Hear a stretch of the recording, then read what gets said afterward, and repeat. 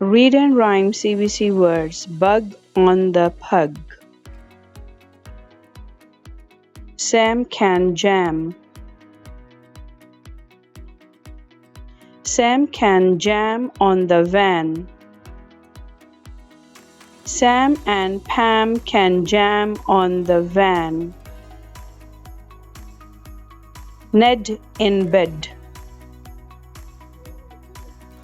Ned in red bed with Ted. Bug on the pug. Pug gets a hug. Bug in a mug on a rug. Can you read these words from the story? Sam, jam, Pam, Ted, bed, Ned, bug, hug, mug, rug, gets. Questions about the story. First, the word jam has different meanings. Can you think of two?